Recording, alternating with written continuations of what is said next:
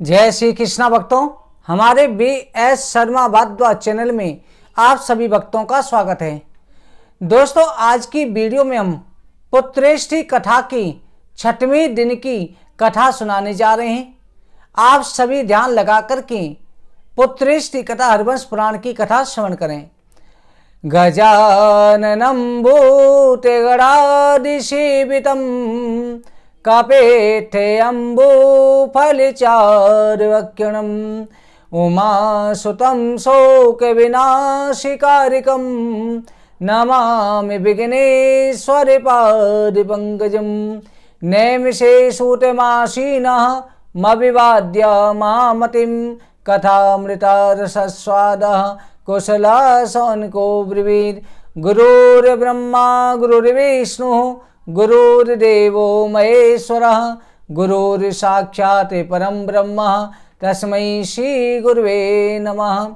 सर्वप्रथम भगवान श्री राधा कृष्ण के चरण कमलों में प्रणाम करके श्री व्यास जी महाराज, सरस्वती देवी एवं सदगुरुदेव के चरणों का ध्यान करते हुए अपने माता पिता सभी पूज्यजनों का आशीर्वाद लेते हुए भगवान श्री बांके बिहारी मुरली मनोहर से प्रार्थना करते हैं कि हे गोविंद, हमको सद्बुद्धि देना, धर्म का रास्ता दिखाना, अपनी भक्ति और कृपा दृष्टि सदा बनाए रखना। वृंदावन बिहारी लाल की जय। शौनक आज 88,000 ऋषि श्री सूजी महाराज से प्रश्न करते हैं कि प्रभु, इस पुत्रेष्ठी कथा हरवंश पुराण में, पद्म पुराण में, भागवत पुराण में भगवान की अनन्य लीलाओं का वर्णन है। आप कृपा करके प्रभु की कोई लीला सुनाइए। श्री सूजी महाराज कहते हैं कि ऋषिवरों, भगवान जो हैं अपने भक्तों की प्रत्येक घड़ी रक्षा करते हैं, अपने भक्तों का जरूर ध्यान रखते हैं। अगर पूर्ण भाव से भक्त भगवान के प्रति समर्पित हो जाता है, अगर संपूर्ण भाव से समर्पित होता है तो जरूर रक्षा करते हैं, परंतु मन में अविश्वास पैदा नहीं होना चाहिए। भगवान श्री कृष्ण महाभारत के बाद में पांडवों के पास रह रहे थे। पांडवों से कहा कि पांडवों, अब मैं जाना चाहता हूं, मुझे द्वारका भी जाना है। तो उसी समय पर अश्वत्थामा ने ब्रह्मास्त्र जो है उत्तरा के गर्भ को नष्ट करने के लिए छोड़ा। वो ब्रह्मास्त्र जो उत्तरा की तरफ बढ़ रहा था, उत्तरा के गर्भ को नष्ट करना चाहता था। सुभद्रा दौड़ी हुई जो है, उत्तरा दौड़ी हुई भगवान श्री कृष्ण के पास आती है। उत्तरा कहती है कि हे नारायण, हे केशव, मेरी रक्षा करो। ये बड़ा सा भयंकर अस्त्र मेरी तरफ बढ़े ही आ रहा है, मुझे चाहे नष्ट कर दे, परंतु पांडवों का वंश नष्ट नहीं होना चाहिए। भगवान श्री कृष्ण ने उत्तरा के गर्भ की रक्षा करी, ब्रह्मास्त्र को शांत किया। भगवान श्री कृष्ण रथ पर सवार होकर के चल दिए। उस समय पर भुआ कुंती भगवान श्री कृष्ण के रथ के सामने आ गई। आकर के श्री कृष्ण को नमस्कार करती हैं कि हे केशव, आपने हर विपत्ति में मेरे पुत्रों की रक्षा करी। आप जैसा दया का सागर, दया निदान संसार में कोई नहीं है। आपके दर्शन करने मात्र से हमारा मन शांत हो जाता था, हमें किसी भी दुख का आभास नहीं होता था। हे नारायण, कृपा करके मुझे भी वरदान प्रदान करो। भगवान श्री कृष्ण कहने लगे कि हे भुआ, तुम्हारे मन में क्या इच्छा है? तुम्हारे मन में जो भी इच्छा है मुझसे आप मांग सकती हैं। भुआ कुंती कहती हैं, केशव, सबसे पहला तो कुछ दिन और आप यहां रुक जाओ। मैं दूसरा वरदान ये चाहती हूं कि संसार के जितने भी दुख हैं, सारे दुख मेरी झोली में डाल दो। भगवान श्री कृष्ण कहते हैं कि बुआ, तुमने सारा जीवन दुखों में ही बिताया है, जब तुम्हें सुख का समय आया तो तुम दुख क्यों मांग रही हो। बुआ कुंती ने बहुत अच्छी बात कही, बड़ी भाव के साथ में बात कही कि हे नारायण, दुख में परमात्मा याद आते हैं, सुख में परमात्मा याद नहीं आते। हे केशव, जब मेरे पर दुख था, मेरे पुत्र कष्ट में थे, तब आपका साथ था, आप हमारे साथ रहते थे। जब सुख आया तो आप हमको छोड़ करके चल दिए। ऐसा सुख किस काम का जिसमें परमात्मा का साथ नहीं हो। हम दुख में भी आपके साथ प्रसन्न रहते थे। ऐसे सुख की, धन दौलत की, राज्य की हमें कोई लालसा नहीं जिसमें आपका साथ ना हो। इसलिए मैं कहती हूं कि संसार के सारे दुख मेरी झोली में डाल दो, जिससे कम से कम आपका सानिध्य तो रहेगा। भगवान श्री कृष्ण की आंखों में आंसू आ गए। बुआ, वास्तव में आप भक्ति ही की स्वरूप हो। ऐसी अनन्य भक्ति, ऐसी अनन्य चाहना मेरा भक्ति कर सकता है, परंतु मैं अपने भक्तों को कभी भी कष्ट में नहीं देख सकता। केवल कष्ट आते भी हैं तो उनके कर्मों का फल देते हैं, और उस समय मुझे याद करता है तो मैं उसे सहने की शक्ति प्रदान करता हूं, उनके कष्टों को सहज में ही दूर कर देता हूं। भगवान श्री कृष्ण बुआ के चरणों में गिर पड़े। बुआ की आंखों से आंसू की धारा बहने लगी। भगवान श्री कृष्ण कुछ दिन और रुक गए। उत्तरायण का समय, मकर संक्रांति के दिन आ रहे। भगवान श्री कृष्ण एक दिन जो है अपनी सभा में, अपने कक्ष में बैठे हुए हैं।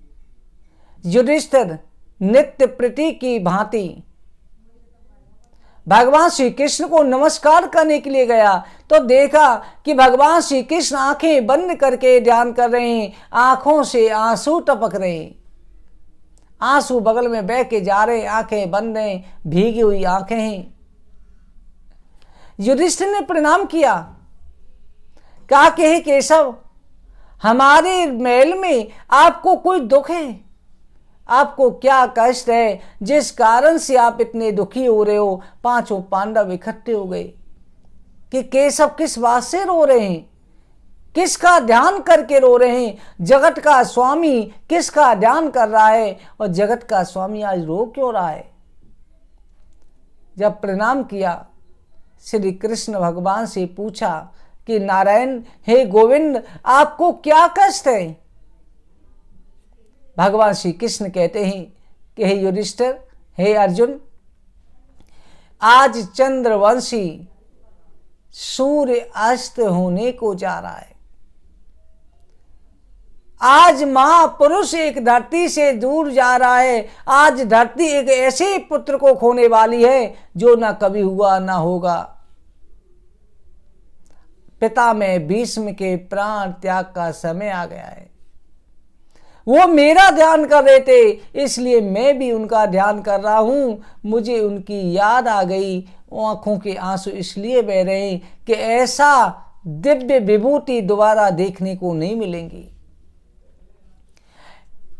हे युधिष्ठिर, तुमको जो भी शिक्षा लेनी है इस समय जाकर के उनसे ले लो। ऐसा महाविभूति दोबारा आपको नहीं मिलेगी। पांचों पांडवों को, द्रौपदी को लेकर के भगवान श्री कृष्ण पितामह के पास पहुंचे। द्रोणम च भीष्मं च जयद्रथं च कर्णं तथा नृपयोर्वीराम मया हसिस्त्वं जयान यथिष्ठुम योदाश्च जेतांश रथे सपत्नात्। भीष्म पितामह को जाकर के प्रणाम किया। भीष्म पितामह ने सामने श्री कृष्ण को खड़े हुए देखा, युधिष्ठिर को देखा, पांडवों को देखा। पांडवों से कहने लगे, अरे पांडवों, हे युधिष्ठिर, तुम क्यों रोते हो? उन्होंने कहा, पितामह, आपके बिना हमारा कौन सहारा होगा? आप जो इस समय पर लोक पर आने वाले ही, हमने बड़ा अपराध किया। अर्जुन गिलानी कर रहा है कि मैंने बड़ा अपराध किया, आपके ऊपर अस्त्रों का प्रयोग करा। पितामह कहते हैं, हे अर्जुन, हे युधिष्ठिर, काल की गति का कोई भी उल्लंघन नहीं कर सकता, उसका विधान कोई भी नहीं जान सकता। बड़े बड़े विद्वान भी इसमें मोहित हो जाते हैं। सभी संसार के सुख दुख देव के अधीन हैं, भाग्य के अधीन हैं। ऐसा विचार करके इस संसार में प्राणी को अपने आप को परमात्मा के प्रति समर्पित कर देना चाहिए। पांडवों, आप तो बड़े भाग्यशाली हो, जिसके अधीन सारा संसार है, जो संसार की सृष्टि पालन श्रृंगार करते हैं, वो परमात्मा श्री कृष्ण तुम्हारे साथ खड़े हैं। यही श्री कृष्ण है, यही परम ब्रह्म है, यही नारायण है। तुम इनको सखा समझते हो, इनको बंधु समझते हो, इन्हें मामा के लड़के समझते हो। ये वो हैं, इनके प्रभाव को शिव, कपिल, नारद कुछ ही जानते हैं। शेष महेश गणेश गणेश ध्यान धरे पर पार न पावे। जिनको बड़े बड़े ऋषि मुनि भी जिनका ध्यान रखते हैं, पार नहीं पाते। वो परमात्मा तुम्हारे साथ हैं, ये तुम्हारे लिए साथी बने, मंत्री बने, दूत बने, सब कुछ बने। इनमें कोई विषमता नहीं है।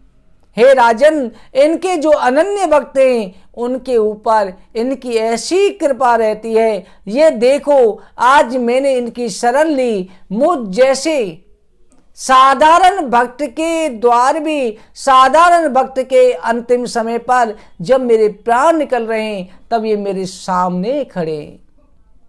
कितने दया के सागर हैं, कितने दया निदान हैं, जो मेरे सामने खड़े हुए हैं, मुझे दर्शन दे रहे हैं। हे अर्जुन, मन में तथाप्येकांत भक्तेषु पशुभूकानुकंपितम, इनकी भक्ति करो, इनमें मन लगाओ, इनके चरणों में मन लगाओ, इनके चरणों में मन लगा करके भक्ति करो। मन से वाणी से जो भी इनका कीर्तन करता है, शरीर त्यागता है, सभी बंधनों से मुक्त हो जाता है। हे अर्जुन, ये बड़े ही भक्त वत्सल हैं। मेरी हार्दिक इच्छा है, मेरे मन में ये तमन्ना थी, ये इच्छा थी, जब मेरे प्राण निकले तब ये चतुर्भुज रूप होकर के मेरे सामने खड़े रहे। सूर्य कहते हैं कि ऋषिवरों, युधिष्ठिर ने सरसैया पर लेटे हुए भीष्म पितामह से पूछा, पितामह, धर्म क्या होता है? वर्णाश्रम, आश्रम, भगवत धर्म, स्त्री धर्म, ये क्या होते हैं? तब पितामह कहते हैं, राजन, मैं तुम्हें राजनीति की शिक्षा देता हूं। राजनीति और धर्म नीति दोनों की शिक्षा दूंगा। तुम अपने को कर्ता मानकर के शोकाकुल होते हो। अर्जुन कह रहा है कि मैंने पितामह के ऊपर बाण चलाए, तुम कहते हो कि हमने कौरवों पर विजय प्राप्त करी। यही हमारे दुख का कारण है। किसी भी चीज में अहम लाना कि ये मैंने किया, यही हमारे दुख का कारण है। तुम अपने को कर्ता मान करके कोई चीज नष्ट हो जाती है, तब भी तुम दोष देते हो। अगर तुमने घर बनाया, ये मकान मैंने बनाया, ये गाड़ी मैंने खरीदी, ये मैंने लंगर लगाया, ये मैंने सेवा करी, किसी कन्या की शादी कर दी, किसी ब्राह्मण को मैंने दान दिया, ये मन में अहम आ जाता है। और अगर कोई बुरा काम हो जाता है, कार्य बिगड़ जाता है, प्रभु आपने बहुत बुरा किया, मैं और तू यही शोक का कारण है। हे राजन युधिष्ठिर, संसार में पेड़ का पत्ता भी इनकी इच्छा के बिना नहीं हिल सकता। परमात्मा की इच्छा के बिना एक पत्ता भी नहीं हिलता। फिर तुम किस लिए अपने आप को मानते हो ये मैंने किया? जैसे किसी भक्त ने किसी शिष्य ने प्रश्न किया कि गुरुजी, आप कहते हैं कि संसार में जो कुछ भी होता है सभी परमात्मा की इच्छा के अनुसार होता है। संसार का हर कार्य परमात्मा की इच्छा से होता है। अगर हम पाप करते हैं तब भी परमात्मा की इच्छा से, पुण्य करते हैं तब भी परमात्मा की इच्छा से, तो फिर हम नरक क्यों भोगें? इसका सही उत्तर हमने इसका उस शिष्य से कहा कि आपने सही उत्तर किया है। परमात्मा ही इच्छा से सब कुछ होता है, भगवान ही कराने वाले हैं, फिर हम कर्म का फल क्यों भोगें? ये कई भक्तों के मुख से बातें आती है। तो इसका बहुत अच्छा उत्तर आपको मिल रहा है कि आपके घर में एसी है, घर में बिजली लगी हुई है, एसी का प्लग लो, तार लो, एक हीटर का तार लो, कूलर का लो, पंखे का लो, प्रेस का भी लो, इन सब का एक प्लग बना दो और प्लग बना करके आप बिजली में लगा दो। एसी बिना बिजली के नहीं चलेगी, ना हीटर चलेगा, ना कूलर चलेगा, ना पंखा चलेगा, ना टीवी चलेगी, बिना बिजली के नहीं हो सकता। परंतु जैसे बिजली का आप प्लग दबाओगे, बटन दबाओगे, करंट दौड़ेगा, बिजली चलाने वाली है। एसी ठंडा कर देगी, हीटर गर्म करेगा, कूलर हवा फेंकेगा, पंखा हवा चलाएगा, टीवी चित्र दिखाएगी। जाने करा तो बिजली रही है, परंतु कर्म करने के लिए सभी स्वतंत्र हैं। इसी तरह से हम बिना परमात्मा की इच्छा से कुछ नहीं कर सकते। तो परमात्मा हमें शक्ति देते हैं करने की। हम अच्छा कर रहे हैं या बुरा कर रहे हैं, अब उसका क्या करना है, इसका चयन हमें करना है। हमारी बुद्धि भी इसीलिए परमात्मा ने दी है कि नहीं, आप जैसे गलत काम करोगे एक बार मन से आवाज आएगी कि ये गलत है। इसलिए हमें विचार करना है कि हमें अच्छा करना है या बुरा करना है, या हमें किसी की सेवा करनी है या किसी का दिल दुखाना है, क्या करना है। परमात्मा हमें शक्ति दे रहे हैं, परंतु हमारा शरीर स्वतंत्र है कर्म करने के लिए, हमारी बुद्धि स्वतंत्र है, हमारा मन स्वतंत्र है, हमारी इंद्रिय स्वतंत्र है। इसलिए हमें सोचना है कि हमें क्या कर्म करना है। इसलिए परमात्मा को अपने कर्मों का दोष मत दो। परमात्मा तो शक्ति दे रहे हैं, उनकी इच्छा के बिना हो नहीं सकता, परंतु उसमें बुद्धि आपकी है। जैसे बिजली ने सबको करंट दिया, बिना बिजली के नहीं हो सकता। यह समझने वाली बात है। इसलिए हम परमात्मा पर दोष नहीं डाल सकते।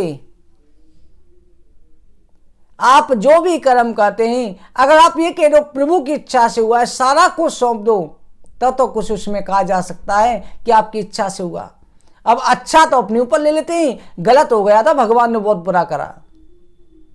तो इसलिए भक्तों, भीष्म पितामह कहते हैं कि बिना परमात्मा की इच्छा से पत्ता भी नहीं हिल सकता। ऐसे परमात्मा की इच्छा के वशीभूत होकर के अपने आप को कर्ता क्यों मानते हो कि मैंने करा। हाँ, कर्म का चयन हमने किया, परंतु कराने वाला परमात्मा था। इसलिए तुम शोक मत करो कि तुमने 18 क्षोणी सेनाओं का संहार करा, तुमने इतनी सेनाओं का संहार करा, तुम्हारी तो सामर्थ्य क्या है। स्वयं भगवान श्री कृष्ण ने गीता में कहा था, हे अर्जुन, तुम उसे भूल रहे हो, उसका स्मरण करो। भगवान ने स्वयं कहा था, द्रोणम च भीष्मं च जयद्रथम च कर्णम तथा नपि घोरवीराम। जाने की द्रोणाचार्य हो, भीष्म पितामह हो, सेना के समस्त वीरों को मैंने मारा है। ये भगवान श्री कृष्ण ने कहा कि तुम व्यर्थ में चिंता क्यों करते हो, मैंने तो तुम्हें केवल निमित्त बनाया है। मारने वाला मैं, मरने वाला मैं, बाण चलाने वाला मैं और बाण खाने वाला मैं। जो जख्म वीरों पे हो रहे थे वो जख्म खाने वाला मैं, और जो प्यार जिसको अनुभूति हो रही थी वीरता की, वो भी मैं। तुम तो केवल लीला थे, तुम तो निमित्त मात्र थे, तुम्हारा नाम करना था परमात्मा को, नहीं वो कब का कब कुछ कर चुके। ये महाकाल हैं, कालों के भी काल महाकाल हैं, इनकी लीला का कोई अंत नहीं है, इनकी लीला से होता है। हे अर्जुन, हे युधिष्ठिर, तुम अपने आप को शोक ना करो कि तुमने वीरों का हत्या करी, वीरों को मारा। धर्म का उपदेश करते करते उसी समय उत्तरायण का समय आ गया, मकर संक्रांति का दिन आ गया। भगवान श्री कृष्ण सामने चतुर्भुज रूप में खड़े हैं। पिता मैंने ध्यान लगा लिया, ध्यान लगा करके पिता में विशुद्ध धारणाओं को त्याग करके परमात्मा के चरणों में ध्यान लगा लिया। संसार के जितने सुख दुख थे सबको त्याग दिया। शरीर में जो बाणों के दर्द की अनुभूति हो रही उसे भी छोड़ दिया। आंखें बंद करके प्रभु के चरणों में समर्पित हो गए। पितामह ने प्रार्थना करनी शुरू करी, हे भगवान, आप लीला करने के लिए प्रकृति का सहारा लेते हैं जिससे संसार की परंपरा चलती है। इस समय आप मेरे सामने उपस्थित हैं, मेरे पास देने के लिए कुछ भी नहीं है। मैं आपके चरणों में अपनी मति बुद्धि भेद कर रहा हूं, आप इसे अपनाएं। आप इसका श्यामल वर्ण शोभित हो रहा है, आपके मुख कुछ केशों से ढके हुए हैं, इसी रूप में मेरा अनुराग बना रहे। हे प्रभु, संसार में उड़ रही धूल से जब आप महाभारत के समय कुछ केस मटमेले हो गए थे, परिश्रम करते युद्ध के समय आपके मुख पर श्वेत बिंदु झलक आए थे, मेरे तीख बाणों से आपकी त्वचा विदीर्ण उड़ रही थी, आपका कवच भी टूट गया था। उस दिव्य रूप का मैं ध्यान करता हूं तो मेरा मन रोमांचित हो जाता है। हे नारायण, जिस समय पर अर्जुन ने अपना धनुष बाण रख दिया, गांधी धनुष रख दिया कि मैं अपने बंधुओं से युद्ध नहीं कर सकता, मुझे ऐसे राज्य की लालसा नहीं है जिसमें अपनों को मारा जा पड़े, उस समय पर आप सखा बनकर के अर्जुन को गीता का उपदेश दे रहे थे। उस रूप को देख करके मेरा मंच रोमांचित हो जाता है। आपने अर्जुन से क्षत्रिय वर्ण का धर्म कराया, उस रूप में मेरा मन हमेशा लगा रहे। भीषण संग्राम में मेरे बाणों से जब पांडवों की सेना का संहार हो रहा था, उस समय पर आप अपनी प्रतिज्ञा तोड़ करके रथ का पहिया लेकर के दौड़ पड़े। पृथ्वी कांपने लगी, तब आपने अपना पीतांबर गिरा करके उसे शांत करा। अर्जुन दौड़ा आपको पकड़ने के लिए, आपके चरणों में गिर पड़ा। उस समय में हाथ जोड़ के आपके सामने खड़ा था। वो मूर्ति मेरे हृदय से कभी हटती नहीं है। वो मूर्ति मेरे हृदय में हमेशा बनी रहती है। उस रूप में मेरा मन हमेशा लगा रहे।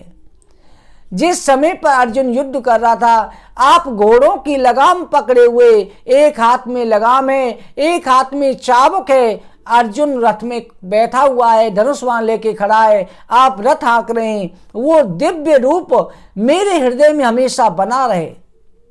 आपके रूपों को देख करके नारायण, मेरा गला रुक रहा है, मुख से आवाज नहीं आ रही, नेत्रों से आंसू बह रहे हैं। हे नारायण, आपकी शरण में हूं। त्राय माम त्राय माम त्राय माम, श्री कृष्ण शरणम मम। भीष्म पितामह प्रार्थना करते करते रोने लगे।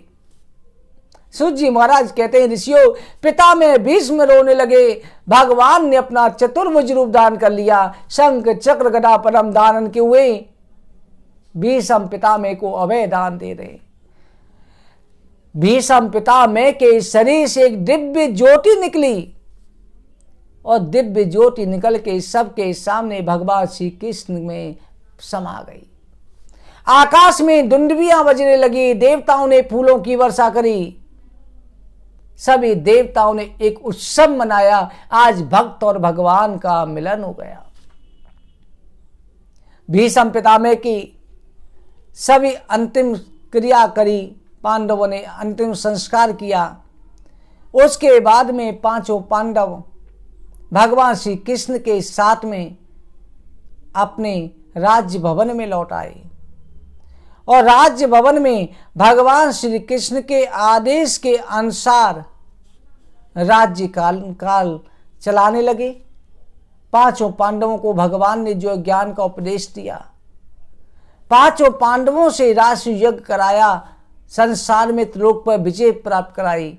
पांचों पांडव जो है भगवान श्री कृष्ण के सानिध्य से राज्य चला रहे हैं। भक्तों, आज की कथा कहीं पर विश्राम कर रहे हैं, कल की कथा में आगे का वर्णन करेंगे। वृंदावन बिहारी लाल की जय। जय जय श्री राधे, जय जय श्री राधे, जय जय श्री राधे श्याम।